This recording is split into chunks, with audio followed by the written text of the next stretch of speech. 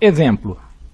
Usando teoremas de Stokes, calcule a integral de linha de f escalar dr, onde f é o campo vetorial, cujas componentes são yz, 2xz, e elevado a xy, e a curva gama é a curva de interseção da superfície x2 mais y2 igual a 16 com z igual a 5. Ou seja, aqui a gente tem um cilindro e aqui o plano z igual a 5.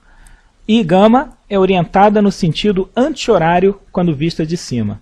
Então, usando Stokes nesse problema, o que a gente vai fazer é transformar a integral de linha numa integral sobre uma superfície ômega de rotacional de f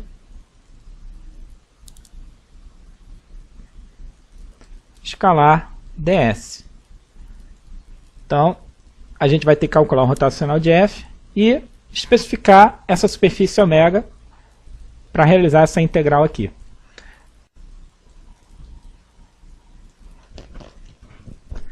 Então, vamos agora analisar o aspecto da curva. Então, x2 mais y2 igual a 16 é um cilindro,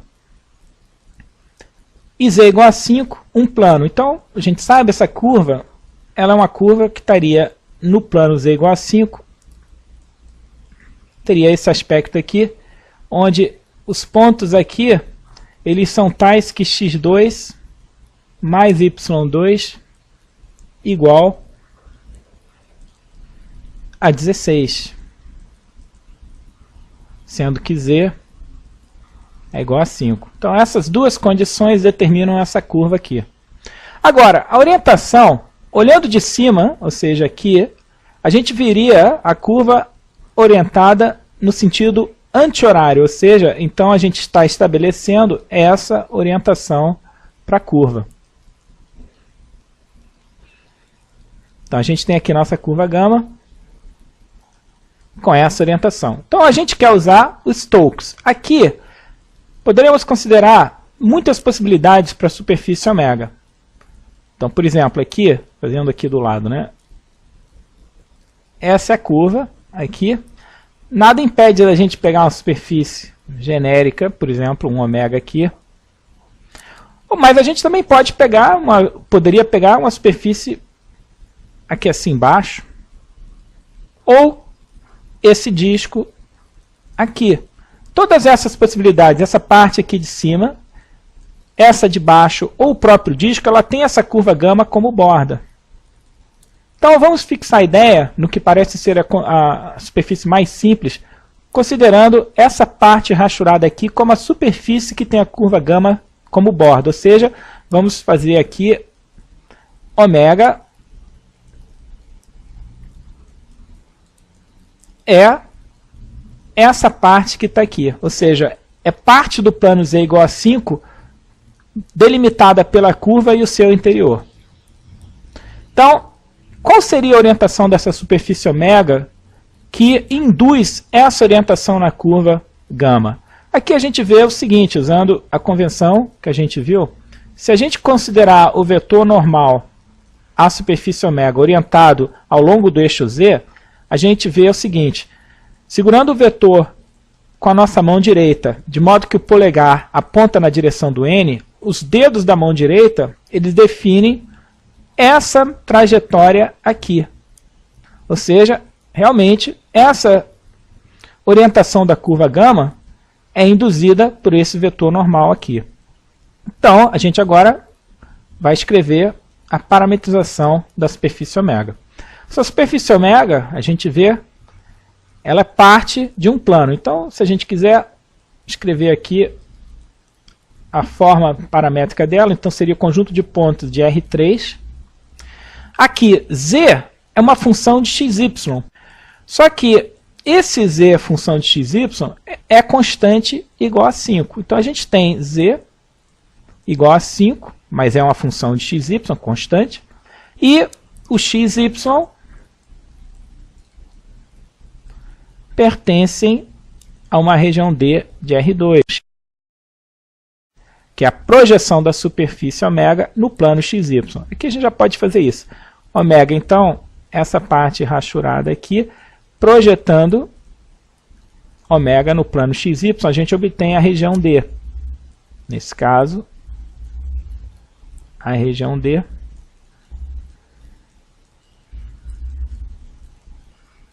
é tal que x2 mais y2 é menor ou igual que 16. Bom, enfim, aqui então a gente tem que o ds, como a gente viu, nesses casos onde z é uma função de xy, há duas possibilidades, né? df dx, df dy menos 1 ou menos df dx menos df dy 1. Aqui a gente vai escolher essa segunda possibilidade, ou seja, menos, aqui vamos escrever no lugar de f o próprio z, dz dx menos dz dy 1, e aqui o dx dy, que seriam o parâmetro u e v. Por que a gente pega 1 aqui? Porque a gente vê que a orientação do vetor normal é tal que ele tem componente z positiva. Então a gente coloca a convenção do positivo, essas duas aqui vão aparecer negativas. Bom, mas z é constante, então isso aqui me dá 0, 0, 1. O que já era óbvio, né? Porque esse vetor que aparece aqui, ele tem a mesma direção do vetor normal unitário. A gente vê que o vetor normal unitário aqui é o vetor 0, 0, 1. Então esse aqui tem a mesma direção. E nesse caso acabou resultando no mesmo modo. Bom, então a gente vai calcular essa integral de superfície aqui. Então, a gente está pegando a integral de ômega, fazendo essa integral de superfície de rotacional de f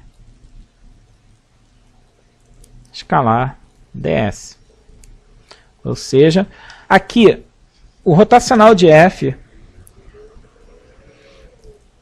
a gente calculando isso aqui, é fácil ver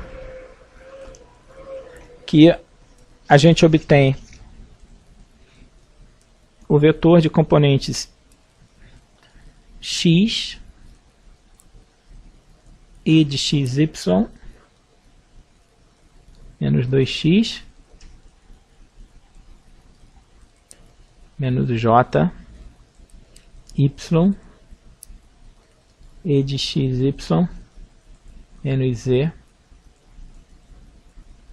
mais kz. Então, isso é o rotacional de f. Então, a gente vai colocar isso aqui. Aqui vamos usar a notação em termos de vetor. Então, vai ser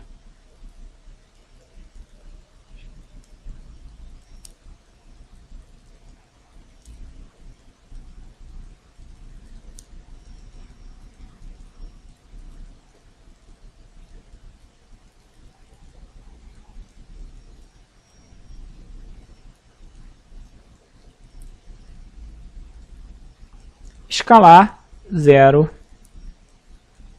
0, 1. Agora a gente nota o seguinte, né?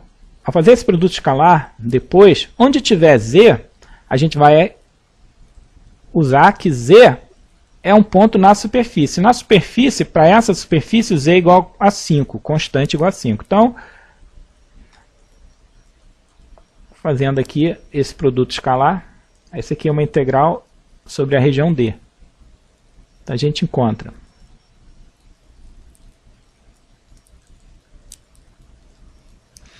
essa primeira componente multiplica por 0, então não dá nada. Essa segunda por 0. Finalmente, a gente tem z vezes 1. Então, tem z como uma função de xy, dx, dy. Só que z na superfície é 5. Então, a gente tem integral de 5 dx, dy.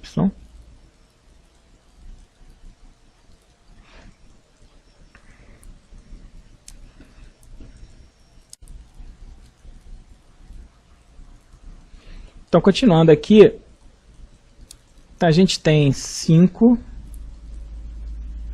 integral